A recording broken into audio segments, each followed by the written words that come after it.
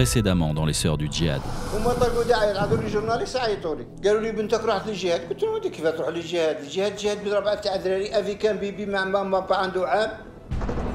La taqiyya dans ma famille, c'est dissimuler ses pensées envers l'Occident, ne jamais montrer sa vraie face.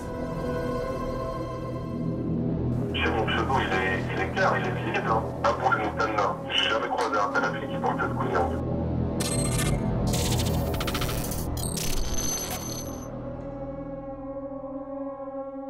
Dis-moi pourquoi t'es rentré alors. Je suis rentré pour des raisons professionnelles. Professionnel? Ouais. Abou Moutana affirme chercher une Française convertie pour se marier et repartir avec elle en zone irako-syrienne.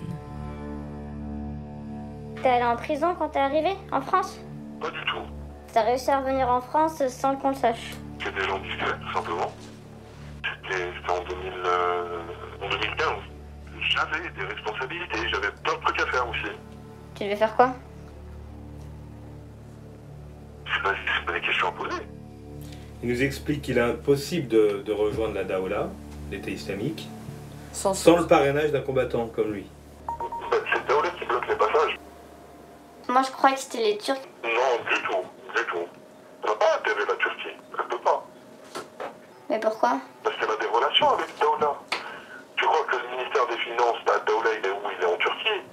Étrange, selon lui, Daesh aurait transféré ses finances en Turquie. Je comprends pas, c'est quoi les intérêts communs? C'est le pétrole, c'est le passage, le fait de ramener la marchandise de Turquie, la vendant plus cher là-bas. C'était quoi ton travail?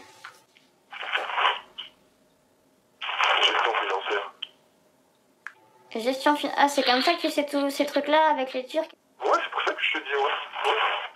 Si t'avais un poste comme ça, pourquoi t'es parti? C'est parce qu'ils avaient plus besoin de moi ici, tout simplement. J'ai fait un master en gestion financière. Jour après jour, il ne lâche pas Marie, notre sœur virtuelle. Mais il prend garde de ne jamais donner de détails susceptibles de l'identifier. Est-ce un piège? Impossible de le savoir. Une chose est sûre, toutes nos rencontres avec des pro-djihad commencent par un appel sur une messagerie. Comme ce jour-là à Toulouse. Vous avez regardé beaucoup de vidéos sur Internet, par exemple? Je fais que ça. C'est souvent le soir. Je regarde des attentats cibles, les attentats kamikazes, les entraînements. Les sœurs ont de multiples profils. Certaines sont menaçantes, dociles, désespérées, violentes, naïves, amoureuses. Dans leur radicalisation, un marqueur commun, la phase vidéo de propagande, comme les hommes.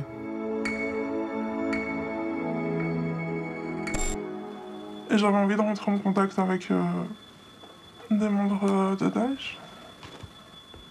Twitter, je peux plus y aller maintenant parce que mon compte a fermé. Samia les appelle Daesh. Pourtant, l'État islamique a interdit cette dénomination péjorative depuis 2014.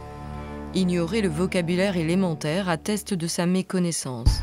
Mais les vidéos font quand même leur effet. Qu'est-ce que vous ressentez quand vous regardez des vidéos de l'attentat suicide? Ce que je ressens, c'est c'est bien. Comme ça, je ressens au moins que des gens se battent pour l'islam. Et que, voilà, qu'ils font pas comme nous, à rester chez nous, à rien faire. J'ai grandi dans une religion musulmane et une religion française. La France dit liberté, égalité, fraternité. Moi, dans tout ça, je vois rien du tout. Parce que liberté, si on est libre d'être citoyen français, on est libre de porter le foulard. Alors Samia, elle a une vingtaine d'années. Ouais. C'est une jeune fille qui n'est pas voilée. Sa façon de parler, ses mimiques, elle est super fragile.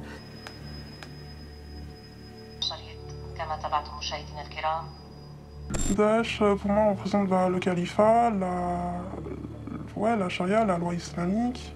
On met en œuvre pour que les gens comprennent vraiment ce que c'est l'islam. Il faut prendre ça très au sérieux, c'est pas de la rigolade. Son déclic djihad armé serait venu le 7 janvier 2015. Durant mon enfance, du côté de mes grands-parents français, ils lisaient beaucoup Charlie Hebdo. Ils se moquaient. Le fait que mon père soit musulman, que ma mère s'est mise avec un musulman, ils m'ont pas du tout accepté. C'est une sorte de vengeance. D'où vient cette rage? D'où vient cette colère? D'où vient qu'est-ce qu'elle signifie pour la personne, dans son histoire, dans son parcours, pourquoi est-ce qu'elle projette ça sur l'Occident et pas sur autre chose. Si déjà on a senti tout petit qu'on n'était pas le bienvenu, qu'on était un étranger, et que quelqu'un vient dire « mais tu as raison en fait, hein, tu n'as jamais été le bienvenu et ces gens-là ne te veulent pas ton bien, nous on te veut ton bien, viens chez nous et viens les combattre ». Pour ma religion, oui, je suis prête à faire beaucoup de choses. Pour que l'islam soit reconnu, pour moi c'est très très important. L'islam, elle ne le connaît pas. Des hadiths, j'en connais un seul. Ouais. Le Coran, non, je le lis pas beaucoup.